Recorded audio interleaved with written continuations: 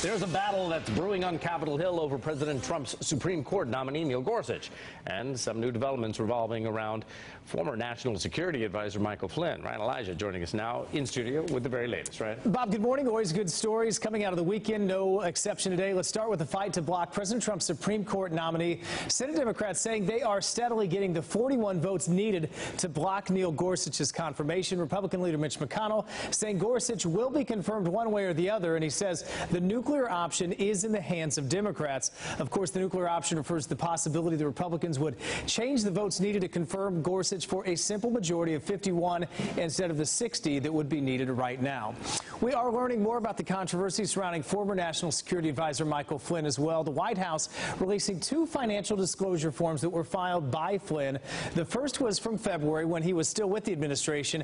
It showed that going back to 2014, Flynn had earned $1.3 million for consulting work and for speeches. What it did not include, though, was listing an amended filing that he submitted Friday, which showed paid speeches he gave for three separate Russian companies, including Kremlin's state-sponsored television network, that is the RT TV you see at the top there. Many believe there may be more connections to Russia that Flynn left out as well.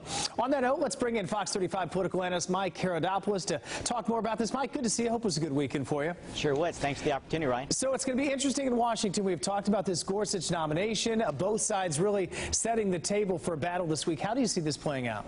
Well, as the majority leader from Kentucky talked about, they expect to have the vote this week one way or another. They have 52 Republicans, and the question is, will they get 8 Democrats to break the potential filibuster?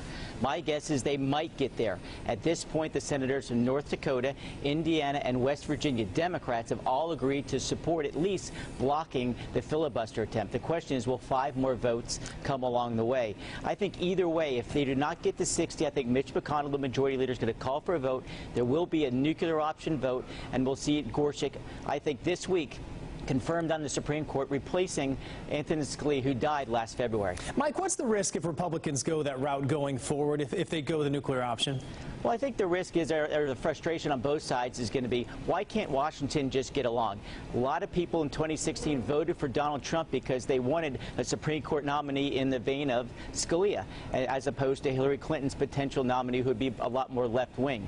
And so that idea, I think the risk is, it looks like they're forcing a vote through, but a lot of people are just tired of the back-and-forth obvious partisanship on both sides. I think most people just want to see an up or down vote. They wish it didn't have to come to this, but we need to have 9 members on the Supreme Court. That's a great point. Let's finish with Michael Flynn this morning. How big are these new developments we just documented there surrounding Flynn and his interactions with Russia? Well, I think the big development is Flynn himself. This marks 2 occasions now where he has lied to the very people who wanted and did hire him. In the first case, he did not have that open conversation with Vice President Pence about his relationship with Russia, and now on paper he has failed to disclose his financial obligations with some companies in Russia. I think it's a black mark on Flynn. I think it really hurts his credibility. He's probably looking for immunity because clearly he violated the terms of employment, that meaning full disclosure of what your financial background needs to be. But unfortunately, it puts an overall cloud on this issue of Russia and the Trump administration, which prohibits us from getting into tax relief and health care reform, let alone infrastructure reform. It's a shame this is happening, but I think this one's all on Flynn. Mike, got to leave it there, but much more we will talk later this morning. We'll see you here in a little bit. Amy? All right, thank you so much.